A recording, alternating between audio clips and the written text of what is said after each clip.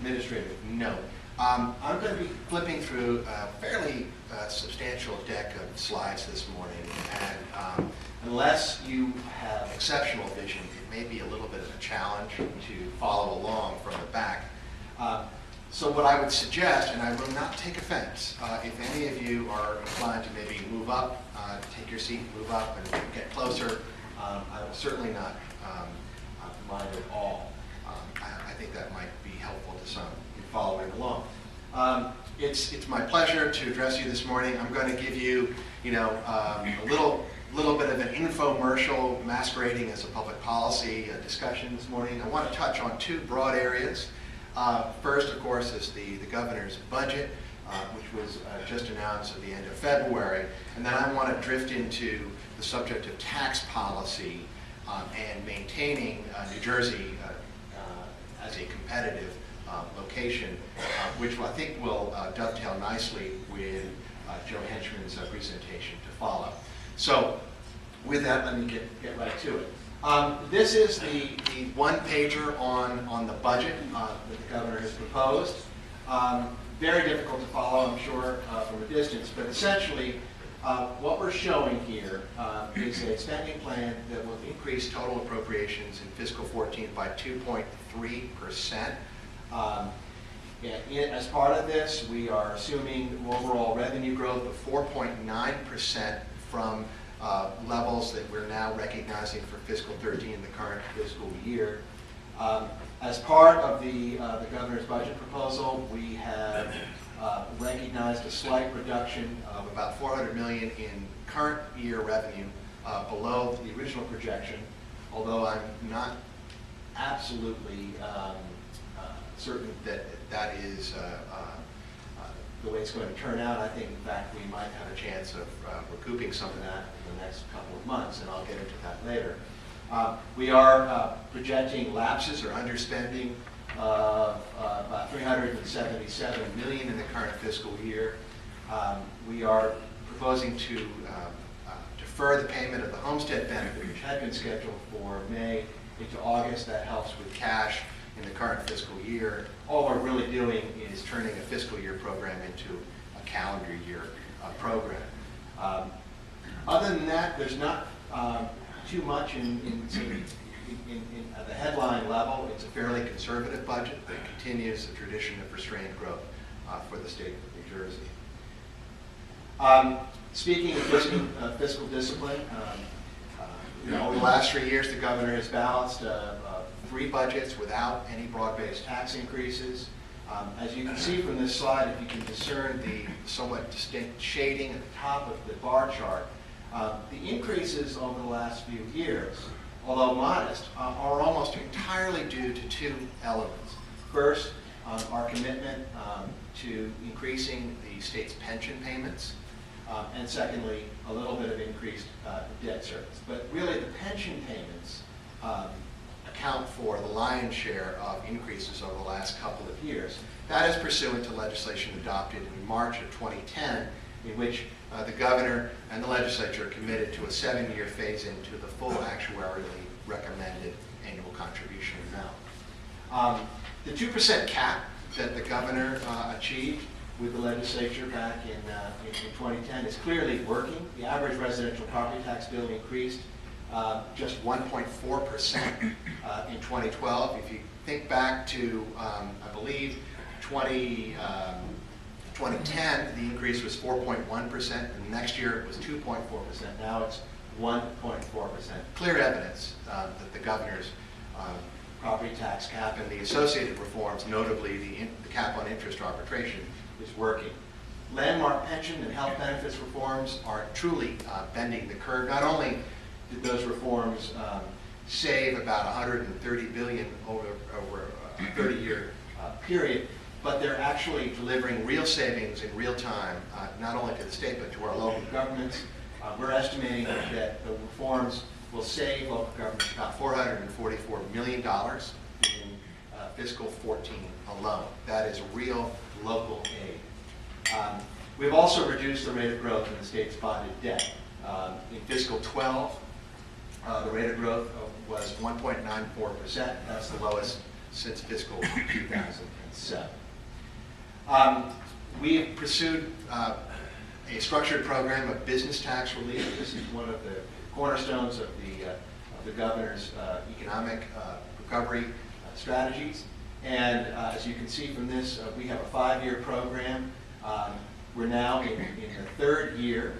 Fiscal 14 will see a total of about $539 million worth of business tax relief. We've reformed the gross income tax and its treatment of loss carry forwards and loss netting against income.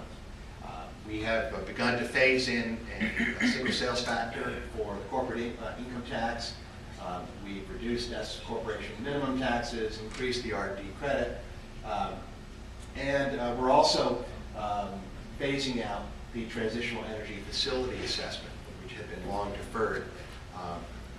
I guess more than a decade ago, when the state committed to energy deregulation at that time, there was a commitment to phase down this transitional assessment. Of course, successive governors and legislatures declined to do so, but we adopted a program of phasing it down according to the statutory schedule. And so this year we'll see $243 million of relief to the energy sector. We're seeing positive trends in our current year tax revenues. For the first 8 months of the fiscal year, income tax collections were up 8.6%. We're now projecting the total income tax projections for the year will be about 9.4% over fiscal 12. I would remind everyone that last year I got a lot of flack for presenting a budget which predicted that income tax would increase 7% over the course of fiscal 13. So we're outstripping our expectations with respect to the income tax. Sales tax collections are up 2.1%. However, as I'll note in a moment, we're seeing a recovery in that area that's still a little bit below our original projections, but we're seeing some improvement. Overall, the state's major revenues are up 4.4%. January and February revenues are again over or ahead of budget. In January, sales tax collections were 4.1% up, while overall revenues were about 2.5% ahead of budget. And in February, we also saw sales tax collections exceeding our target and overall revenues exceeding our target as well. The story is that we know that there was an impact from the fiscal cliff situation at the end of last year. There was great uncertainty over the extension of federal tax cuts. We know that people may have accelerated capital gains transactions or dividends or bonus payments into December, but we haven't actually seen strong evidence of that, and we wouldn't expect to see it until final settlements in April. So much will depend upon April. What I'm most pleased about, or most gratified over, is the fact that our withholding has been strong all year long. As I said, our original expectation was that the gross income tax would improve by 8% year over year. We're now projecting 9.4% growth through the end of the year, and much of that has to do with a steady strengthening in withholding collections. I think all of this reflects the fact that our jobs environment is improving. Last year, New Jersey added over 66,000 jobs in the private sector. That's the largest gain since 2000. Since the governor took office, we've recovered 117,000 jobs, which is very strong, stronger than even the economic expansion of the mid-2000s.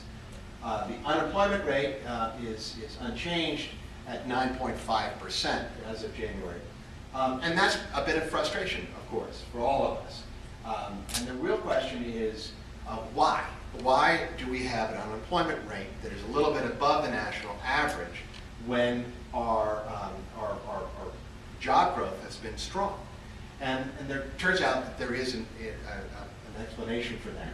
And that is that our labor force participation rate has been increasing, whereas the national labor force participation rate has been decreasing. Now, what does this mean? And this is my new favorite chart. You can see, okay, the top line is the actual, stated New Jersey unemployment rate. As you can see, it's been sort of drifting in the 9.5% range. The bottom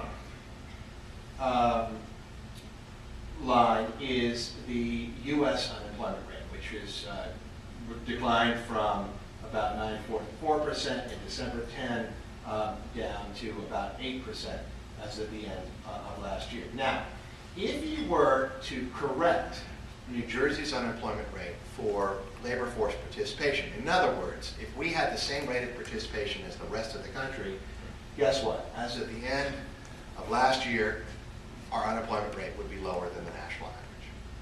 Now, just define what participation rate means. It's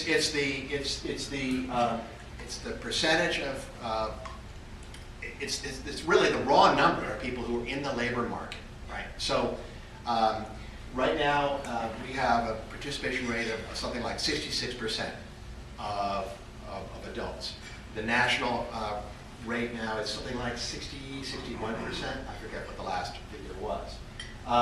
But unemployment, the headline unemployment figure represents a percentage of those who are in the labor force market who are unable to find a job. Clearly, if people drop out of the labor force for whatever reason, they're discouraged or whatnot, then that has the impact of actually lowering the unemployment rate. But that's not necessarily good news for the people who are no longer in the labor force. And it doesn't necessarily translate into more jobs. So what's really interesting from a policy point of view is that this divergence between New Jersey and the rest of the nation began in about October of 2011, maybe a little bit earlier. You can see the gap has more or less steadily widened since the fall of 2011. I wish I could tell you I knew exactly why this is so.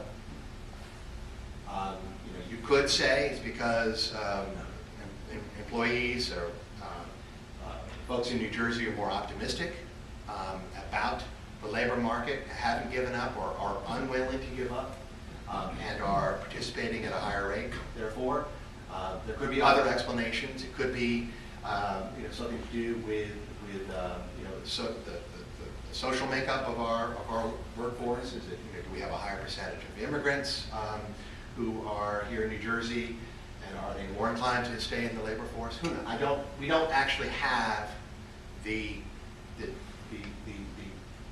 reason yet, but we're trying to analyze that. But it does bear some analysis, because this is, I think, a stark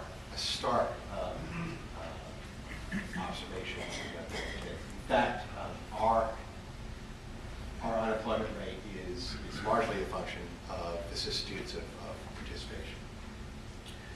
Some key indicators recently are very positive for New Jersey. The Philly Fed noted that the New Jersey economy grew by 2.9% from January to January. Personal incomes are rising. In the third quarter last year, we saw the 7th consecutive new high in personal income. That augurs well for tax receipts, of course. Housing is recovering. Housing permits were up 39% from calendar 2012. Now, that's off of a very low base, admittedly, but still, that is better than the national increase of 28%. Car sales are improving, up nearly 9% in 2012. That's important for sales tax. We have a relatively narrow sales tax base, but cars end up being an outsized portion of that base. What's behind the growth? We believe, part of it is that the governor's committed to a long-term program of pro-growth business tax cuts over 5 years. This can be worth almost $2.4 billion over 5 years.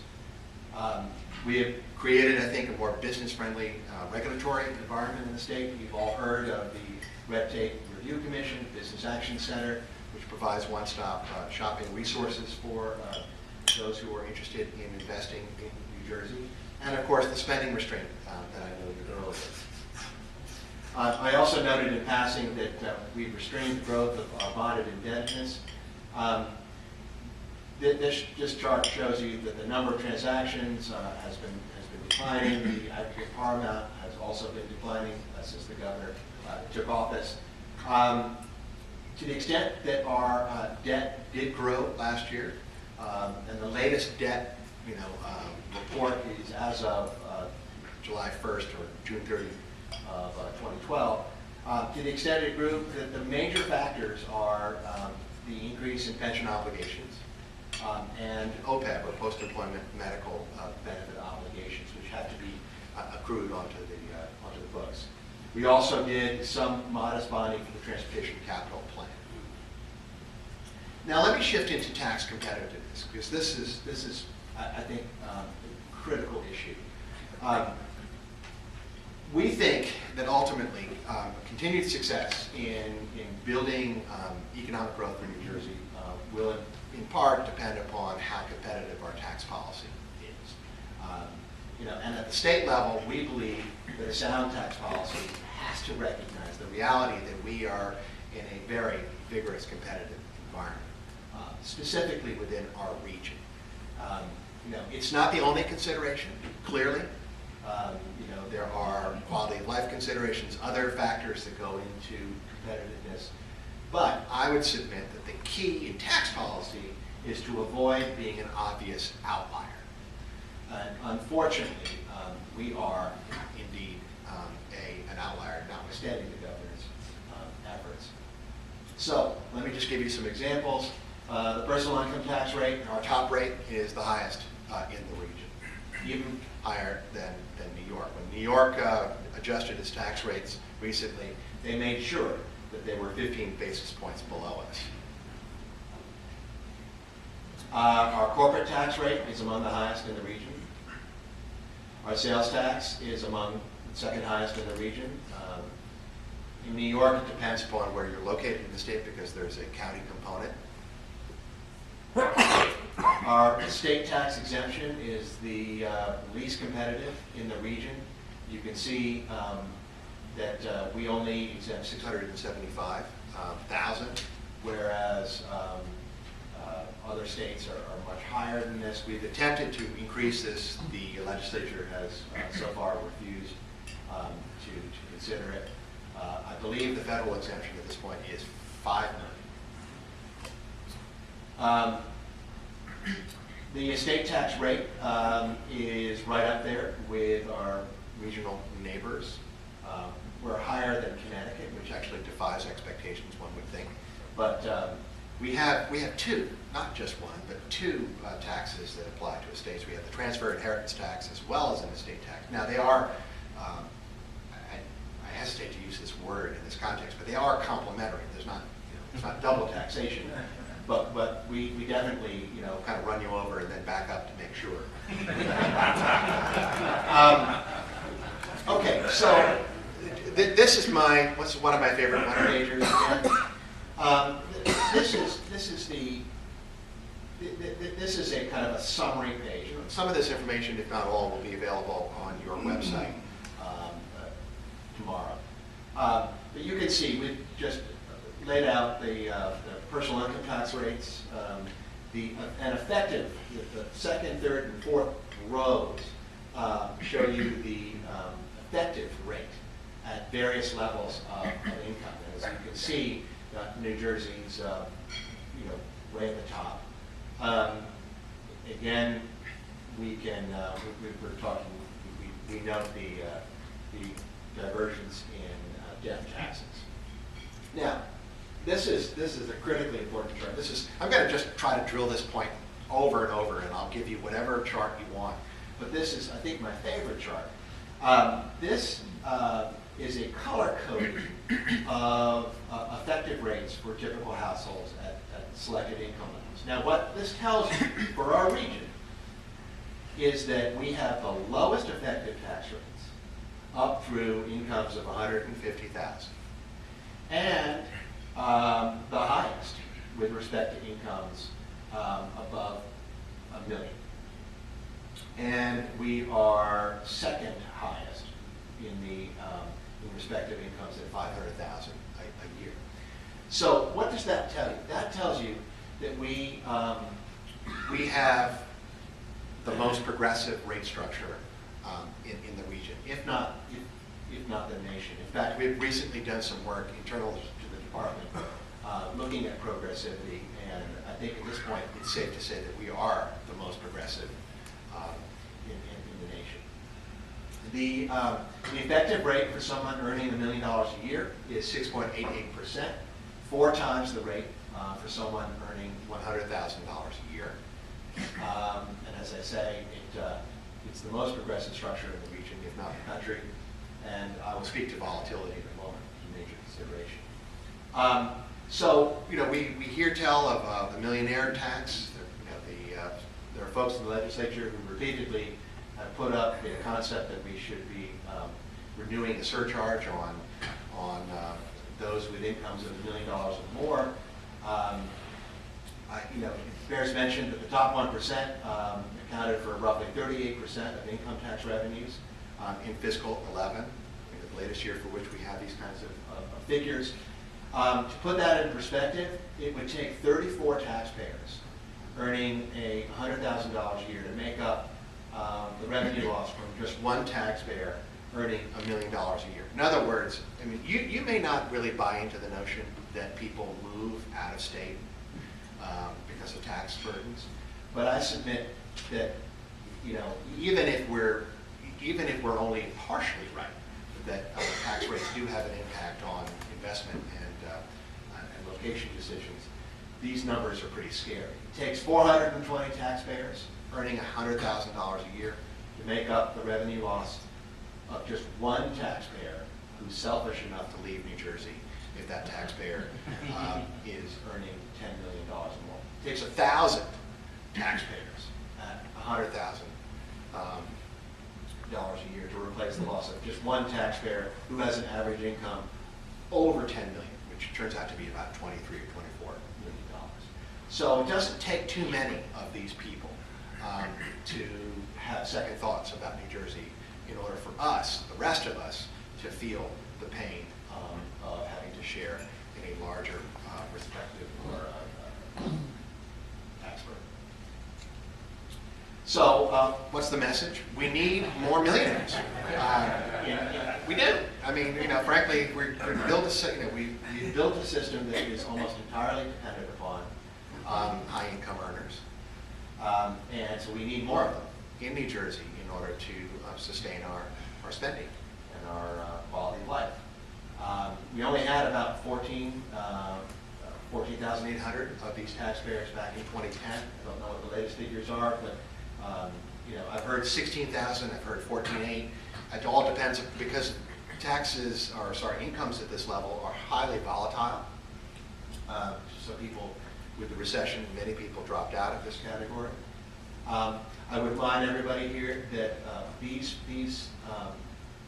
individuals not only pay income taxes, which are of course critical for our budget, but they also pay substantial sales, property, and other taxes.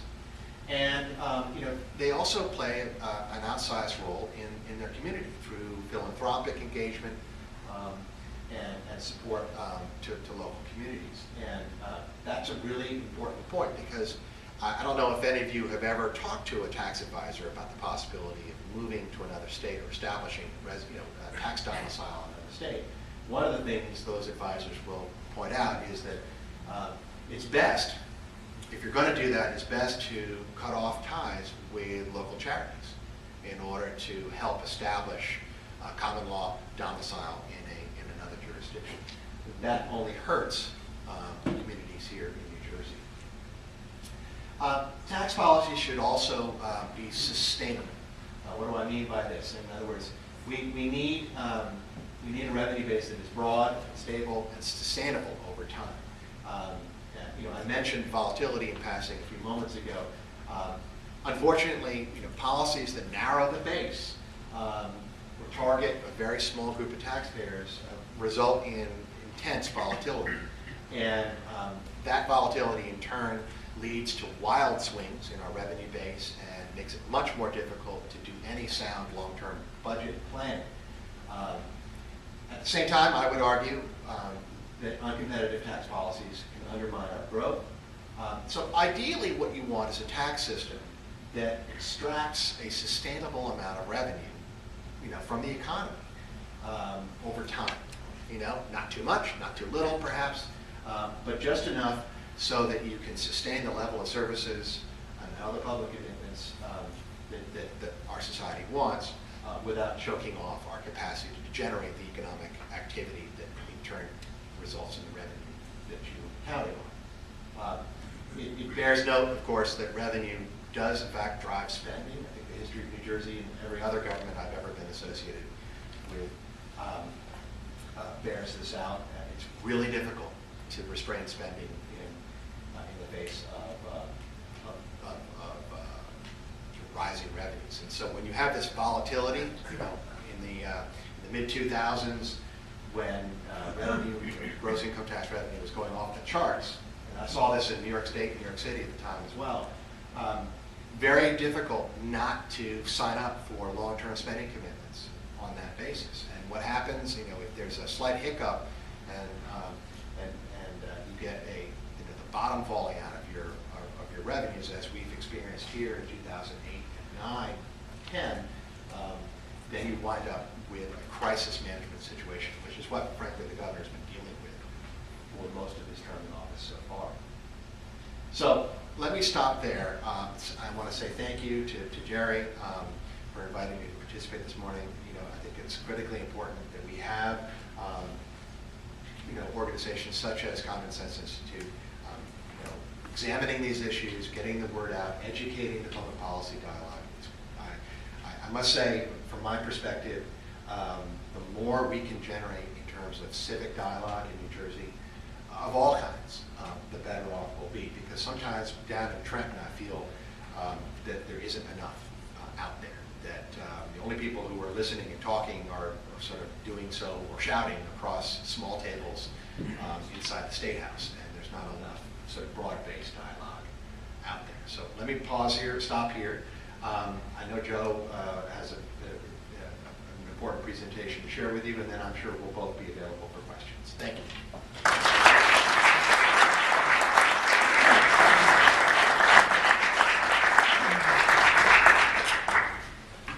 That was great. I got to see part of Mr. Eristoff's presentation about a month and a half ago, and I think the most powerful thing that struck with me was, when a millionaire leaves the state, for whatever reason, what a void it leaves in the background.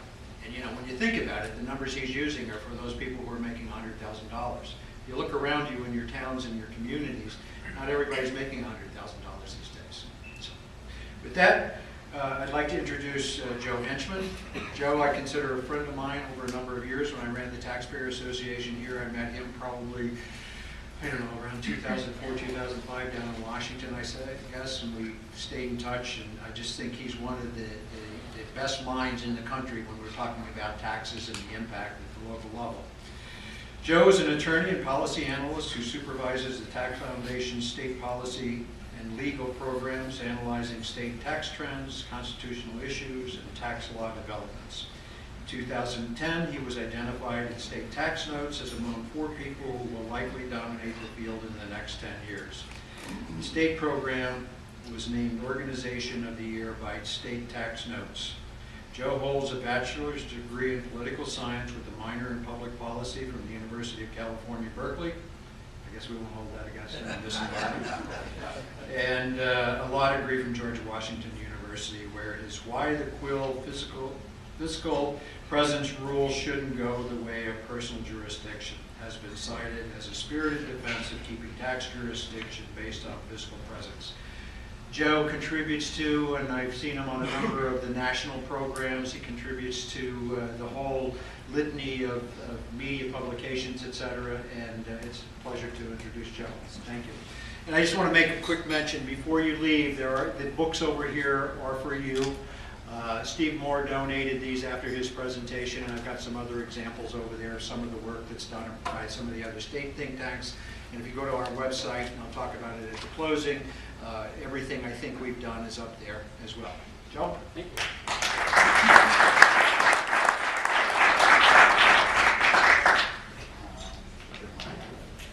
Oh, I'm sorry. Should be right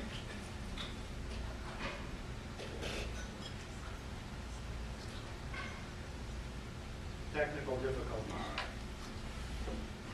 Well, while Jerry brings that up, I do want to certainly thank you all for coming this morning, and thank Jerry for inviting me. Common Sense Institute is doing the Lord's work, in my opinion.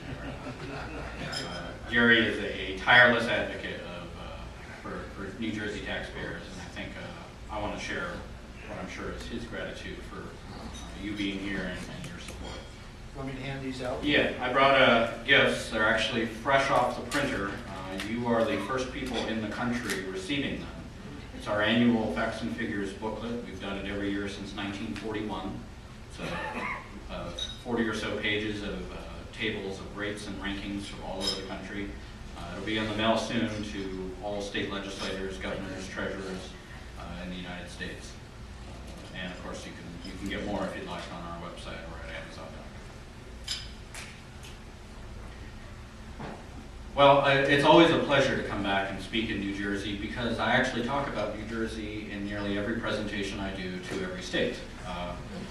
Everyone I talk to insists, no matter where they are in the country, that their property taxes are the worst, that their income taxes are the worst, that their sales taxes are the worst, that their business taxes are the worst, and usually they're wrong because they're not in New Jersey. So it's good to come here, although I regret I have a lot of bad news for you, but I hope in the end to offer at least a path for some options. Let me start with, here's a slide where in many states that I go to, it's actually more than just 2 states are listed, but here in New Jersey, it's only 2 states. Anybody have an idea what these 2 states have in common with respect to New Jersey? We can't see in the back, it's Michigan and New York. Higher sales tax? Okay, higher sales tax. Higher unemployment, somebody said. These are the 2 states to which New Jersey has gained inbound migration from. The only 2 states. So over the period 2001 to 2010, so there's a couple of recessions and an economic boom in there, so we try to get a little bit of everything. Over that time frame, New Jersey lost a net number of people, more people going out than in, to 47 out of the 49 other states. This includes $1 billion in income going to California, $7 billion in income, people earning income going to Florida, $840 million to Georgia, $592 million to Maryland, not exactly the most competitive state out there, $400 million to Massachusetts, $1.7 billion to North Carolina, $1 billion to Virginia, $2.5 billion to neighboring Pennsylvania, and even $268 million outbound to Washington State, which has no income tax. And these are all net numbers. These are all the outbound minus the inbound numbers. Even just taking a 1-year snapshot, the years 2009 to 2010, which is the most recent available from the IRS, New Jersey had 130,000 people representing $4.3 billion coming inbound, but 150,000 people representing $5.6 billion going outbound. So a net outbound of 20,000 people representing $1.3 billion in income. And I bet you noticed that in your budget. So looking at our overall rankings, if you're not familiar with the Tax Foundation, we're 76 years old. We're a nonpartisan, nonprofit institution in Washington, D.C., and our mission is twofold. One, we put out basic tax information, such as all the tables in the booklets that you're all holding. And the other is we do analysis of tax issues based on principled tax policy. The idea that taxes should be, to the extent possible, simple, neutral, transparent, and stable. And we didn't make those concepts up. They're, most fiscal economists believe in them. And they actually came up with Adam Smith when he wrote The Wealth of Nations. He opined for many hundreds of pages, and about page 700, depending on your edition, he decided to just ramble about what he thought good metrics of tax policy were. He was the first person to put pen to paper on that, and he hit it pretty much on the head. So we do a number of different ranking reports every year. We actually issued 80 reports last year, at the federal and state level on auditing tax policy. 3 of our larger ones are comparing the states on different metrics. Now, we're not like some organizations. We can't just rest at having one overarching ranking of all of the states, because there's lots of them out there. We can rank states, as the treasurer did, on rates. We could rank them on collections. There's lots of different ways of doing it. And those are all in the booklet, too, for your reading pleasure next time you need help getting to sleep at night. But today, I want to go through 3 of our larger ranking reports, because New Jersey is certainly very prominent in all of them. The first one I'll start with, the one at the top, is our State Business Tax Climate Index. We've been doing this for a number of years. And this is a look at the state tax structure, the how. We put aside the question of how much for a moment and just look at how. How does a state collect its taxes? To what extent is a state's tax system simple, neutral, stable, and transparent relative to other states? So we have 112 different variables to rank the states on 5 different tax areas: income tax, corporate taxes, sales tax, property tax, and my favorite, unemployment insurance taxation. It seriously is my favorite paper on this year. Everyone else in the office, whenever we get a question on that, kind of rolls their eyes and runs to the phone, but I love talking about it. The overall results from our index are table 4 in the booklet I just gave out. But the top line result is New Jersey is the 2nd worst in the country, 49th. And if you go through the component taxes, the 3rd worst individual income tax, and the 2nd worst property tax. But you didn't really need me to come here and tell you that. So there's a lot of reasons why that is, and I'll go into that in a moment. But generally, when you pit states against each other in evaluating their state tax structure, New Jersey is second to none. Well, second to a couple of others. So on the individual income tax, beating California and New York, and then on the property tax, beating Connecticut. State and local tax burdens is that how much question. That's a study we do every year, and that looks at what residents of each state pay in state and local taxes. Nationwide, the average is 9.9%. That is, your average American is paying 9.9% of their income to state and local governments in the form of taxes. Here in New Jersey, you excel. You can't rest at 9.9. It's 12.42% of your income, and that's the 2nd highest in the country, second only to New York. Historically, I glanced at it in preparation for this presentation of how it changed over time. Interestingly enough, it dropped over the 1994 to 2002 period, after rising before that and now rising afterwards. And that goes to 2010, so we don't have the data after that just yet. And there's a lot of reasons why tax burdens can rise and fall: changes in policy, programmatic obligations, legislative makeup, but also that is, interestingly enough, the period of Republican gubernatorial control. The 3rd study I have on here is our Location Matters study, and this is something we did last year, and as far as we can tell, it's the first time it's ever been done on a national scale. It's a model firm analysis, and it does, at the national level for a number of firms, what businesses do all the time, site selection. What we did is our economists designed 7 model firms. There's a capital-intensive manufacturer, a labor-intensive manufacturer, a call center, a distribution center, a corporate headquarters, an R&D facility, and a big box retailer. And for each of these firms, we designed a profile. It has so many employees, so many square footage, so many sales. And we worked with the respected accounting firm KPMG. We placed these firms in all 50 states, and KPMG calculated their tax bills for us. And not just the income tax, the unemployment tax, the sales tax, the property tax, the whole thing. So it's the exact same firm in all 50 states. The only difference is what state they're in and the tax obligations in those areas. And we did it twice for each of those firms in each of those states. So once for a new firm, which is eligible for whatever incentive packages might be available in that jurisdiction, and then once for a mature firm that is not eligible for those incentive packages. And then we ranked it all. So there's a lot of numbers and a lot of ranking, and we really struggled with a way to convey all of the information. And the whole report's on our website if you want to delve into that deeper. But the average for mature firms, that is firms not eligible for incentive packages, New Jersey fared pretty poorly in the bottom 10, 41st lowest costs in the country, tax costs. For new firms, about middle of the road, 27th lowest cost, and that's obviously a result, I think, primarily of the incentive packages that New Jersey offers. Here it is broken down by each tax, or by each business type. You'll notice at the top there it says TETR. That stands for Total Effective Tax Rate. And just to walk through an example, call center, which is the third line there. So call center, and it says under new TETR 33.5 parentheses 38. What that means is a new call center eligible for whatever incentives New Jersey offers to call centers will pay 33.5% of its profits in tax.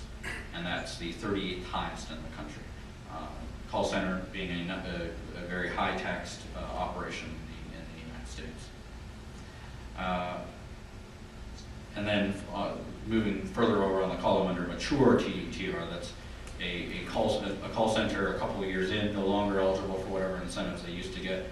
33.1% they'll pay is what they'll pay in tax, and that's actually the lowest in the country.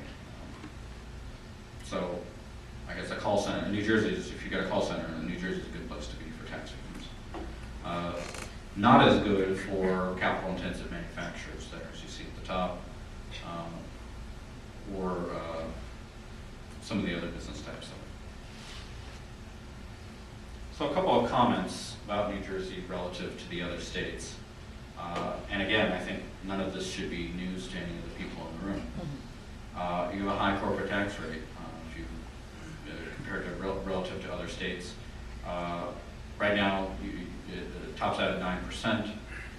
Rhode Island also tops out at 9%, and the governor there, the liberal governor, is working with the Democratic legislature to lower their rate down to 7% because they see it as an albatross around their neck towards attracting business. High income tax, as the treasurer noted, certainly regionally, but also nationally. It's the fifth highest state income tax in the country. High property taxes, particularly on land and buildings, and this is something that, of course, businesses notice. A high wage limit for unemployment taxes, so they kick in. The burden on those is fairly high. A bright spot is that the sales and property taxes, high as they are, do not apply to business equipment for the most part.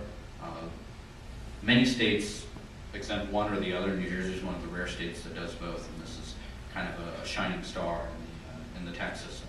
So keep an eye on that to make sure they don't take that away. And then generous manufacturing incentives cover, for the most part, are covering for a broken tax system. And I sometimes describe this as the difference between JCPenney's old model and JCPenney's new model. So I don't know how many people rush to the store on Black Friday the way I do. I get up very early and I go there. And my local mall has JCPenney in it. And so I've noticed the changeover in JCPenney's business model. If you haven't been to JCPenney recently and you kind of went to it before, and how it always worked is they have relatively high prices, but lots of coupons in the paper. So if you got up, if you on Saturday went through the paper and you clipped out the JCPenney coupon and brought it with you, then you could get a fairly good price on stuff. And of course, they always had sales. So 1 day sale, this group of stuff is on sale, and so forth. So I do that as a dutiful JCPenney shopper, and clip out the coupons and aim for what sales I wanted, and if something I wanted wasn't on sale, I didn't buy it. The new CEO of that overturned that whole system. He says it's not working anymore. Instead, they're moving to a model of everyday low prices, which was the Walmart model of pricing. So instead of this being on sale this one day and this being 20% off the next day and people having a coupon for this, instead it's just everyday low prices on everything. Now, it remains to be seen whether this will work out for JCPenney. I think there's a fair amount of criticism on both sides of that switchover. And indeed, I'll have to say that this was also a very similar fight between Borders and Barnes & Noble. I don't think it was a given that Barnes & Noble would win out on that battle. But generally, what what we see is that it's preferred from customers, that model of everyday low prices as opposed to having to target sales. And I think the same is true at the state level. States can opt for one of two systems. They could have a broad-based low-rate tax system for everybody, or they could have a tax system with very high rates, very high bases, or very narrow bases and very high rates, and offer incentives to certain companies, whatever politicians favor or whatever people feel like is something that should get benefits. My sympathy is obviously with the former, the idea that your tax system should just be there for raising revenue, leave the venture capitalism to the venture capitalists, leave the picking winners and losers to people who've got money on their own to lose, and just do your best to try to attract business. A couple of other comments I want to make. Historically, New Jersey's done a whole series of income tax for property tax swaps with the goal, at least from what I understand, to raise the income tax to lower property tax burdens. What it's left New Jersey with, I don't know how many times you guys have done this, but you have some of the highest income and property taxes. So I'm not sure where that derailed, but it's left you with some of the highest taxes on all accounts. The high tax burden, as I said, second highest in the United States, makes it very difficult to do tax cuts without spending cuts. And that, I think, will be I think it's something you're all at least aware of, and I think it's something that's out there standing in the way of competitiveness, certainly national competitiveness, and possibly even regional competitiveness.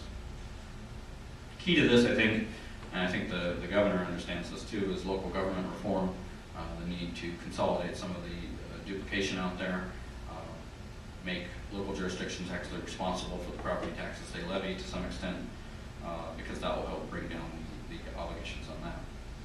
The treasurer mentioned New Jersey's sales tax is very narrow. This is a historical accident, and it's certainly not, New Jersey's certainly not alone in this. Sales taxes came about as an emergency measure in the Great Depression, and they applied primarily to goods, the sale of tangible personal property, because that's what our economy was in 1930. Today, of course, our economy is primarily services, and sales taxes have not kept up with that. They still apply only to goods. And indeed, a lot of states exempt a lot of goods from the sales tax, things like groceries and clothing. So your average sales tax to the United States is actually only taxing about a third of what people buy, about a third of personal consumption. And I think in New Jersey, it's even below 30%. Broadening the sales tax is a potential source of revenue for some kind of revenue neutral reform to bring down other taxes, or bring down the sales tax, or bring down the income tax. And of course, you've got that corporate tax and inheritance tax out there, which are very costly to administer, costly to comply with, and are a detriment to economic growth. Well, I promised to leave on a positive note, and I do have to say that I am meeting more people in New Jersey than I used to who get it, who understand that there are problems out there with the state, that they need to be solved, and I even dare I say, hint a bit of optimism out there in the future. Now, there's of course a lot of obstacles there. It's tough to get anything through any legislature, and New Jersey has a lot of historical albatrosses around its neck towards at least being perceived as a great place to do business. But I mean, you've got a lot of great people, you've got a lot of great historical manufacturing, and you just can't beat the geography and a lot of the historical advantages that New Jersey has. So I am also very optimistic. And indeed, New Jersey, after languishing as number 50 in our state business tax climate index for many years, moved up to 49 in our last edition. And I guess you couldn't go the other way. And believe me, there's a lot of people out there who think, where was I? Louisiana on their sales tax, they're number 50 on our index. And somebody said, it's like, we should be 150. So I do want to congratulate you for moving up on the index, and I wish I could take credit for that. There's a lot of people who think that we, throw darts at a dartboard or something, but it really is plugging in the data and then seeing how it all turns out. As much as I want sometimes to put my thumb on the scale to hurt a state or benefit a state. But I can walk away from this podium honestly saying New Jersey is moving up. Thank you all.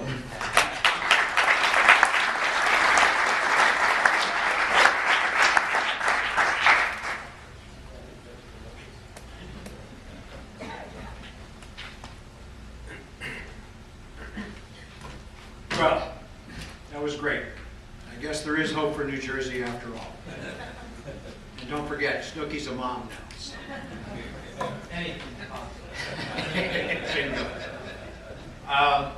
We want to open it up to questions now. Andrew, you said you had a follow-up to one of the comments? I think it's off. So Mr. Yeah, is this on? No. Yeah, there you go. Okay. Well, I thought your example of the old JCPenney versus the new JCPenney was wonderful, and it may bear repeating in a slightly different context. Everybody who spends any time looking at tax policy comes to the same conclusion that you came to long ago, which is low rates, broad base, makes sense. It imposes less friction on the economy. Ultimately, it's fair, and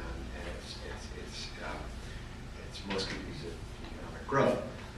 The problem that you noted is the fact that we have a political system that makes it much more attractive to deliver specific benefits to specific constituencies, and so therefore we're fighting a constant battle over. We have a desire to have low rates, broad base, and then we're constantly dealing with the latest politically influenced initiative for a quote-unquote targeted tax cut or tax benefit, and it's seeming a never-ending cycle. And what I wanted to ask Joe really was, is there anybody who's getting it right? I mean, are we alone in the world in dealing with this, or is there a pathway that we could look to get beyond this? Because the problem is the old JCPenney is a lot more politically attractive, and I just wonder, are there jurisdictions in the developing world, in Europe, or even in New York, in the United States, that have somehow managed to move beyond that paradigm? When you brought up Europe, and it's just such a weird time. I read yesterday that the Prime Minister of Russia, Medvedev, is lecturing the Cyprus government on why expropriation and taking people's property is a bad idea. So really anything is possible out there. I'm sometimes asked sort of what is the ideal tax system, what state is doing it best, and the real answer is that there isn't one. Every state's got a little bit of a good idea, but there is no kind of one cobbled together version that does it right for everybody. Our index, of course, is a relative ranking. The best state on there are states like South Dakota and Wyoming. States in the top 10 all share one of two features. Either they go without one of the major taxes, and in doing so don't have the burdens and compliance costs and economic deadweight loss of having all of the major taxes. So that's one set of states, and the other set of states are states that have all the major taxes, but do their best to make them as simple and broad and low compliance costs as possible. These are states like Utah and Colorado. So, I would recommend either of those approaches, but to me, it's maybe a little bit in the future for New Jersey because there's just so many pressing, kind of when your house is on fire, you're not really talking about expanding the bathroom or anything situation. New Jersey's got a very high tax burden driven in part by local governments, and that has to be brought under control before you can really do a lot at the state level. That said, I think Governor Christie's proposal last year to cut the income tax a little bit was at least a step in the right direction in terms of sending a signal. And I think that's, he's probably got another term coming. We'll see as the election goes, but if I were to ask to carve an epitaph for Governor Christie's term so far, it'd be sending a signal, because I think that's what he set out to do. Policy doesn't change on the spur of the moment, for sure. It's a journey, not a sprint. I guess we got a couple of minutes left. I'll open it up to questions. These mics are portable, so if somebody in the back has a question that, wait me a second, I'll break something here. So, Well, it's going to the back. You mentioned that the top 1% pay 38% of New Jersey's taxes. What's the cutoff for that top 1%? Can you repeat the question? That he mentioned that the top 1% pays 38% of the taxes. And I asked what was the income cutoff for that top 1%? I don't recall the number. I think it's slightly below $1 million, but I'd have to go check. I'd have to check, so sorry. by the way, as the treasurer mentioned, we'll put his presentation and Joe's presentation up on the website. Might not necessarily be tomorrow, but this week we'll have it up there. I'll see if I can get it up by tomorrow, so check out the website if you would like a little more detail on that. Gentlemen, back here, have a question? Great presentation. My name is Tom Pyle. I'm here today with a split perspective. I live in Princeton, where property taxes are amongst the highest in the state, which is the highest in the nation. But I'm also the father, actually, as it happens, of someone who is a disabled person with psychiatric disability on SSI, SSD, and therefore is on Medicaid. And so when we talk about a house on fire, when we don't want to expand on the house on fire, could I ask you just to comment quickly about what Medicaid expansion is going to mean to all this budget? And particularly, is there anything that we don't know about Medicaid expansion, particularly what they're calling the woodwork effect, which is those who would be drawn into the system who were previously eligible for the Affordable Care Act, who will not be covered at the 100% going down to 90% rate, but will be covered with the federal match at 57%, or in our case, 50%. To me, I'm worried that there's a little ticking time bomb in there that nobody's really talking about it and that we can't really quantify. Could you talk about that specifically and Medicaid in general as it's going to impact our budget? Yes. So, Governor has decided to expand the Medicaid program in New Jersey under the Affordable Care Act.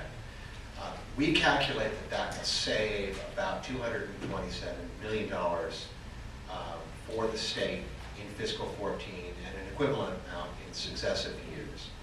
Why? Because we'll be able to move some populations that are now on partially state-funded health benefits to 90% or 100% federally funded benefits for a period of time. So, for instance, we have individuals who are receiving general assistance and getting Medicare here in the state of New Jersey currently. They may qualify for, I think we get between 50 and 60% federal reimbursement. That reimbursement will go up to 100%, and then slide down to 90% as you mentioned, over a period of time, over 7 years. So we do realize some specific and important savings. Against that, of course, there will be new costs associated with the Affordable Care Act. And you mentioned specifically the so-called woodwork effect. It is anticipated that when the individual mandate takes hold, in other words, the mandate that you buy health insurance or that you have a health insurance or you'll be subject to an extra tax, that people will come out of the woodwork and present themselves as eligible for expanded Medicaid. Right now, we score that at about $41 million in fiscal 14. There are some other costs, employer-related charges that will apply to the state as a provider as well. But that is our current anticipation about But it remains to be seen. And in particular, it remains to be seen what the timing will be of that impact. But that's our current view into the Medicaid expansion situation. You have another question? Thank you, gentlemen. It's been a very interesting topic at 8 o'clock in the morning. My name is Bill Burns, and I'm with the FM Kirby Foundation. One of the things I wanted to ask is that every budget cycle, spending cuts are always on the table, and particularly in human services, the arts, or whatever, generates a lot of public outcry and angst, I guess, for all the legislators as well as the governor. This is the only state, excuse me, I shouldn't say the only state. Our state does not have a donor incentive in terms of a charitable deduction to stimulate more philanthropic giving on an individual basis. We do not piggyback on the federal tax form.